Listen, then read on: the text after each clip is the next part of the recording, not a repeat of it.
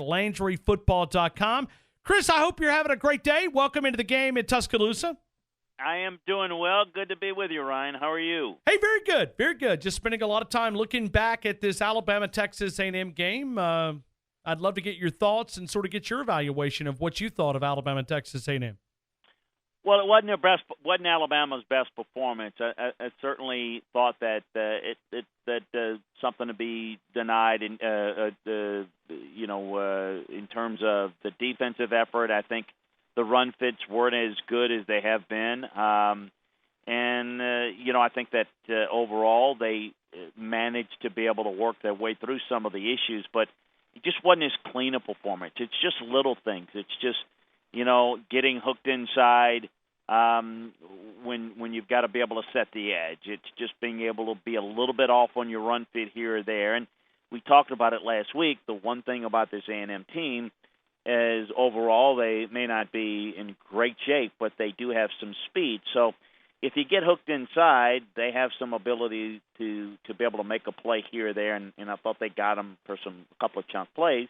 As I looked at the tape and studied the tape, you still see that it was a better effort than probably people might think by Alabama, but it's still, when you have a standard that was as good as it was in the previous couple of games, they just didn't play up to that standard. It was still good enough to win and never really be all that threatened in the game in a tough environment at night and College Station.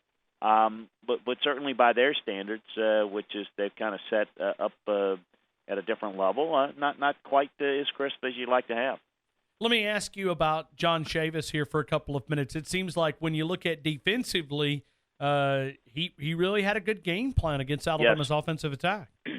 He did. I think, you really did a good job mixing things up, trying to force the ball where you wanted to go to the help side, and I thought he did a really good job with it. John's been a really good coach. I think it's been a tough transition for him. I know when he took the job and, he got into, a huff with the athletic director at LSU and decided to leave, one of the things we talked about was, he was going to A&M where he was going to have a chance to coach a defense where they were going to score a lot of points on offense.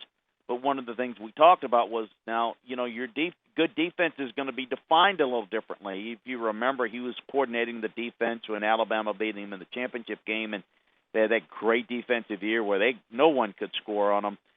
But, it's different now. Your defense is on the field more, and you're kind of playing from behind, and the numbers are not as good. So he's having to make a transition. Of course, he lost two outstanding ends last year that we know that were taken high in the draft. But I thought it was a really good game plan. And I'm going to say this A&M team is pretty good right now, and I'm very curious to see what they can do the rest of the year. For example, they've never beaten LSU. If they played LSU right now, they'd beat LSU decisively, in my view. Well, they don't play that game to end of November. But this team's actually not bad. But I think Alabama helped them out a little bit too and made them look a little bit better than they should have. I thought on offense Alabama missed some opportunities, and again, it's just one of those games, Ryan, that just they looked a little off. Like maybe, and I think we saw some of it with Nick's reaction, was just some of it was they just didn't play with quite the focus. And I'm listen, Vanderbilt, Ole Miss, there are different motivations. This one was third week in a row. The only motivation was there's no trash talking. It's just, hey, you're playing in College Station at night. Good atmosphere, but that obviously wasn't enough to get them as focused as they needed to be to win as dominantly as people have come to expect. But I don't look at it as, there's problems, there's issues. I look at it and say, Arkansas, you're in a heap of trouble. I want to highlight a couple of players and sort of get your perspective from someone who understands the game the way that you do.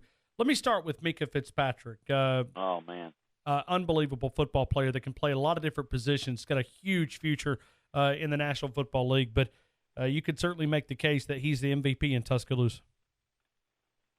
I don't think, and I'd have to go look at my film grade notes as I put numbers and grades on it, but I can tell you this off the top of my head. In a league where there's some great defenses, Alabama has a great defense. Georgia has a great defense. Auburn has a great defense. the best graded defensive player. And I'm not talking about pro prospect, but I'm just talking about just as a defensive player in college. I think he's been the best defensive player that I've seen.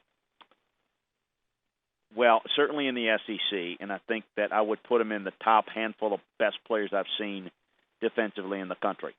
He's been that good. He does a great job with breaking on routes, seeing things in front of him, diagnosing, filling, use of hands, playing routes, staying in phase in routes and coverage. I think I can't say enough about him. He's just, you just love to have a guy like that. You love to have as many guys like that as you can on the team. He's just can do so many things. I see him as a guy that, next level is going to be a really good player and versatile. I think he's a leader. I think he's kind of a tempo setter. He's a ball hawk in both the run and the pass game. I can't say enough about him. I think, best player in the SEC to this point on film pretty much says it all, because that's saying an awful lot in my view. Chris, how do you debate this as a coach when you look at Minkah Fitzpatrick? Let's just say that we kept him at one position because he could excel at that one position, but you need him all over the field. Is that increasing his value because he can play everywhere, or would it be even more if you just kept him at one position and said, okay, we need you here and make you a 10 out of a 10? No, I think it's the versatility makes him special. What you want to do in the back end is you got to find a way to get him in as many plays as possible based on formation and alignments by the offense. So what you don't want him is out somewhere. I mean, like, for example, he can line up and hold his own at corner. Why do you want to do that? And you take him out of so many plays. You want him as close to the ball as possible and is in position to make as many plays. That is the best way to play him in college, and is definitely the best thing for his pro prospects. It is more important today, with all the multiple formation sets, to be able to line up outside, inside, to be able to play the run, set the edge, tackle. Those are unique qualities that are found in few, and he's got them in spades. Let me go to another player, and I know you can obviously go to the 10 tackles and Isaiah Buggs, but he did more than just that. I mean, he affected a lot of different plays, stepping up in the absence of Deshaun Hand. I thought he did a really good job playing off Fox. I thought his use of the hands was very good in being able to extend and release. I think he's got a great opportunity this week to kind of take it to the next step. And this is kind of where you look at injuries, and when you got depth and you got a program where you can throw in a lot of this is where these guys start to get real opportunities to step up and be factors and be the beginnings of the next great one. And listen, I'm not ready to put the next great one tag on him yet, but I think he's pretty doggone good. I think he's got the ability to play in a two-gap setting, to be able to control the point of attack, get push, and then be able to release quickly, disengage, and be able to close and make a play. I think this guy is outstanding. And, if you put him on most teams in the country, he's lining up, and he's the star defensive end as opposed to being the guy that's backing up Deshaun Hand.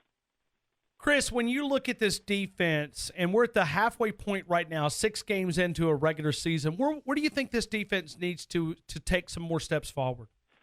Well, I did something, cheap plug here. I did a special feature this week on Alabama's defense, and I compared it to defenses in the past and kind of compare and contrast it and said, hey, here's kind of how I see it and what they're trying to do, and it's a really, I think, it goes into a lot of detail. But, what I would say is that it is, in a lot of ways, that the defensive line continues to be very aggressive. The linebackers have the sideline-to-sideline speed, and I think the secondary just does a great job matching patterns. Now, what I also see is a little bit of an adjustment from last year's scheme to this team, in that a little bit more two-gap, but he won't always squeeze and try to play two-gap in certain situations, but he doesn't have maybe the great edge speed, so he brings guys off the second level and does a really good job of it. I think the best thing that they do besides having great players is how they coach them up and how they say,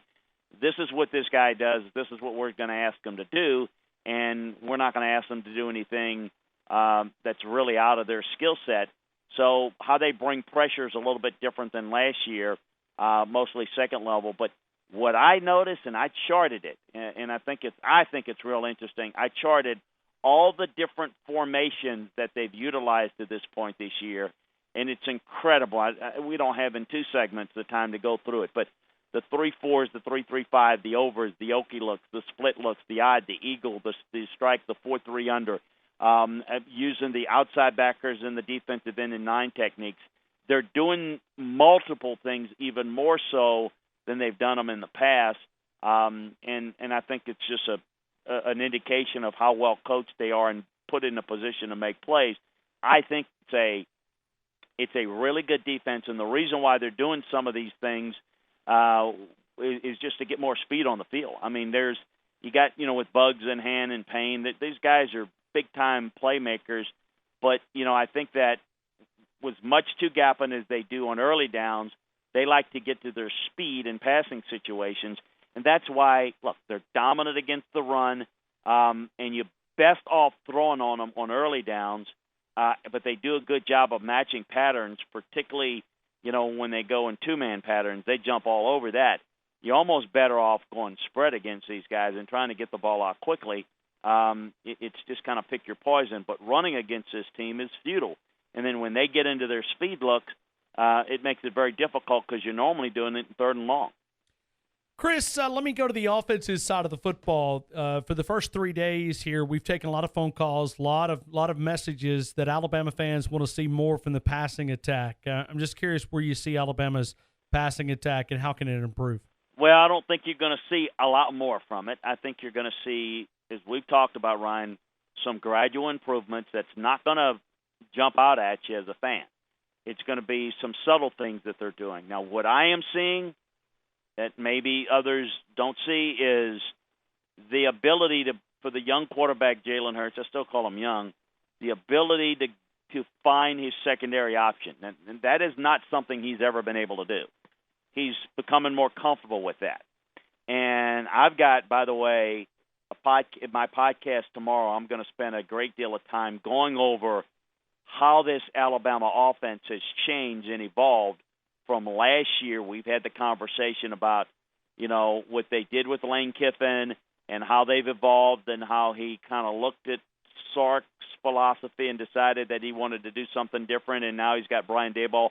I'm going to go into great X's and O depth in it, but in short, what I think they're trying to do is they're trying to make him more comfortable as a multi-read quarterback, but I think what they want to do is still want to work the run-pass option where the threat of run is already always there, and then they still want to be able to run the football. I think one of the things that got them out of their way at the end of last year was that they became a less physical football team. Not less tough, but what they did is they began to lateral step off the snap, and they became a little too finesse. This is a team that moves the line of scrimmage, and they allowed penetration.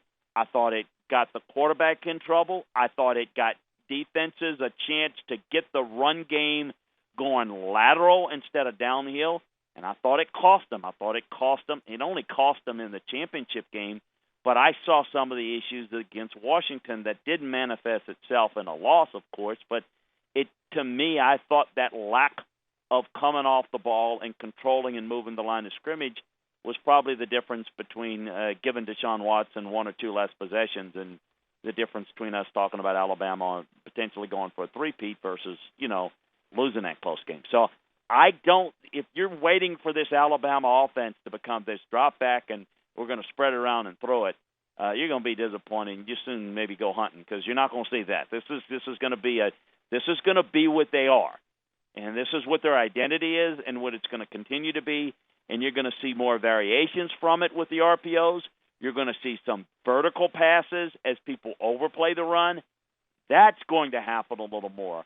But just opening it up and, hey, we're going to be power, but then we're going to spread it out, doesn't work that way. And that's not the design. That's not what they're going to do. Hey, Chris, I'm going to ask you a question. You could spend a little time thinking about it. We'll break and we'll come back. We're going to talk about the SEC, but I want to come back. You've been around Nick Saban. You've worked with staffs that he's been a part of.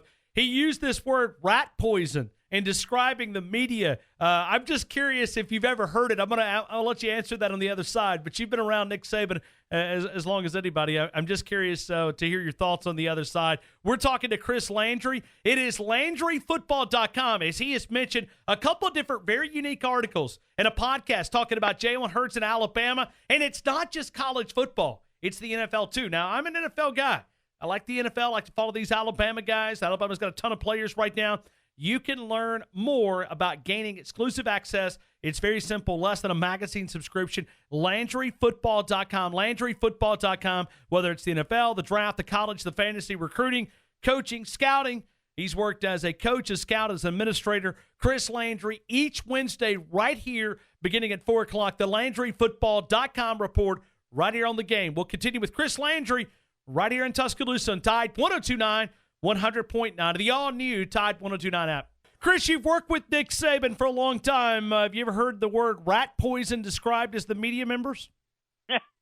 No, but I've heard some other things that I probably wouldn't mention. I always laugh because I know where he's coming from and kind of where he gets it. Everyone kind of ties him to Belichick, and he's takes on a lot of some of the attributes that Bill Belichick has. Is we were all together in that staff, but a lot of how his personality is very much like Parcells, who he never worked with directly, but we've both gotten to know very well. And a lot of it is Parcells always said that the toughest time to get your players' attention was after a win. See, after you lose, everybody's listening, and so Parcells was the meanest, orneriest son of a gun after a win because, no one was good, and he cut up the bad plays, and he just challenged everybody with it.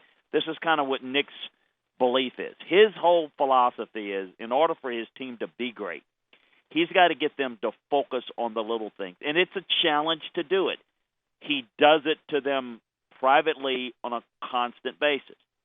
But it comes from a different message, and it's packaged differently when he can speak to his team through the media. That's what he's doing. He's doing it through the media. Think about what he says and how he says it. I'm trying to get these guys to listen to me, not to you guys telling them how great they are. Because a lot of that is, look, yes, they're talented. Yes, they're good. But you know what? You didn't perform as well, and you didn't do the little things this week that you did. You didn't do them nearly as well as you did the past couple weeks, and that's why it wasn't as good, and that's why it's not acceptable to play that way. So it's his way of kind of saying it so that everybody can hear it, and every one of his players heard it, and their family members, coaches. That it kind of is like when you publicly admonish them and embarrasses them into kind of not getting too big for your britches, is an old saying my dad used to say, and that's kind of how he does it. That's how he constantly speaks to his team through the media, and that's why the messages come the way they are, and that's why you normally get, he's never happy, he's a grump. Well, yeah, he's a grump. I lovingly say that's why we nicknamed him Sunshine. We called him, but that's why. It's the constant attention to detail. It's the constant focus on, I don't care who you play. I care about how you perform. I don't care about whether, it's not about winning. It's about performing the way we ask you, because if you do that consistently, you will win, and you will be dominant, and you won't be caught by somebody on a day where you play bad because you're going to minimize that factor. So that's the whole message of what he constantly tries to do, and every now and then he brings it out. But the roach poison was real interesting. How'd you guys feel about that? Well, I mean, I don't know. I mean, we kind of, we laugh at Nick Saban. Now, hold on a minute. Now, I may have some material here. You guys called Nick Saban Sunshine? Yeah, we kind of, that was his nickname. It was nicknamed behind the scenes in Cleveland. Okay. I mean, Nick, you got to remember, Nick wasn't the boss in Cleveland. Now he was a guy. So I mean, he wasn't anybody's boss in Cleveland.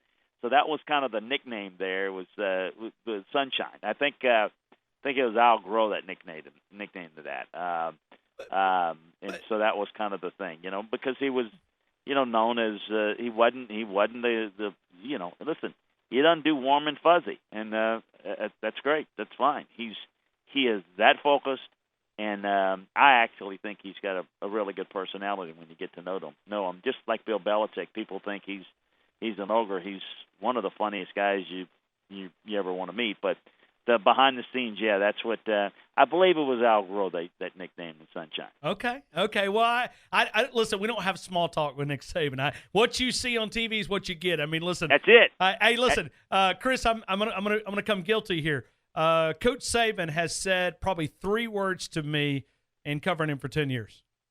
Well, he's not. He's kind of very reclusive in that way, and he just that's him. That's the way he is, and no one can argue with his approach. That's his way, and there are different ways to do it. That's his way of doing it, and again, it gets him the supreme focus that he wants. That's just a byproduct of how he does it. Listen, he's not.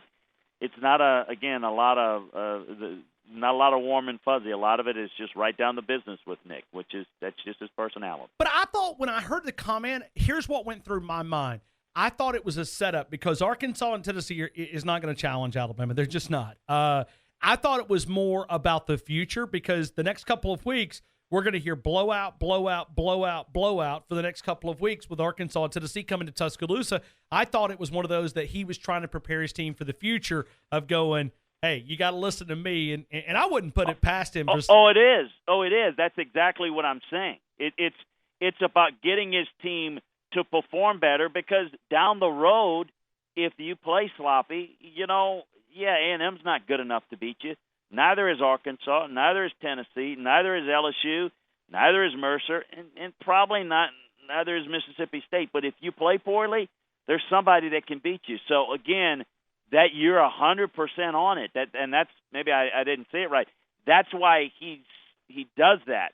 He speaks to his team that you're not playing as good as you need to, and all of a sudden now, his message was, look, you guys think they're great. I think they can be great, but they're not great. They don't play great all the time. Tonight was a perfect example, and that was his message to his team. And you're absolutely right. It's about getting better to play sharp, and that's why I said last segment that God help Arkansas this week. Yeah, that's it's a 30-point underdog as far as the experts, as far as Arkansas. This is going to be an ugly football game for homecoming. Yeah, and I don't think we've heard the last of Nick's messages, but yeah, I think it's I think it's all about getting his team better each week and providing that little bit of a challenge every week internally to be the best you can. Don't play to the level of your opponent because quite frankly, at least your next 3 opponents are not very good, and so you want to make sure that you get this team to get better and not regress. So that when you get to the point where you're playing Auburn, you're playing in an SEC championship game, which I anticipate to happen, that you haven't ingrained any bad habits down the way, and that's the whole reason for the message. You're right on it. Let me ask you about Auburn and LSU before we close things out. Any chance LSU can beat this Auburn football team? LSU can't beat Auburn. Auburn would have to lose it. This LSU team's not very good. Auburn is right now playing. Listen, about as good defensively as anybody in the league, right there with Alabama, right there with Georgia. This is a really good team. Their offense has improved. Listen, again, I think Auburn would have to play sloppy football, lose the turnover margin by 2 at least, in order for it to be a possibility of an upset. This is a demonstrably better Auburn team than LSU in my view.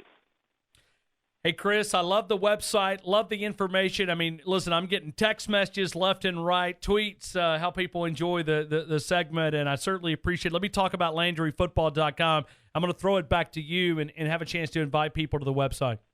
Well, we started it a couple of years ago, 3 years ago, in fact. It was born out of Landry Football Operations, which was a coaching and scouting consulting business to NFL teams and college programs. We said, what can we do for the fans to get them involved and give them some of this? So that's what we do. That's what LandryFootball.com is all about. We take you inside the film room. We evaluate players, teams, coaches, schemes at the college level, at the NFL level, recruiting, the draft, you name it. So that's what it's all about. We have a lot of free content. We have podcasts that we do every Tuesday and Thursday. But we also have a membership portion of it where you've got an opportunity to get inside the film room and learn what we learn as coaches and scouts and get a different view of the game. And we've got different options. We've got great discounts. So you can get it for a month. You can get it for 3 months, 6 months, a year. All very, very economical. And, again, we'll make you a better fan, and we think a more knowledgeable fan, enjoy the game better. However you like to approach the game, we think you'll enjoy it. So LandryFootball.com is a great way to get involved with us.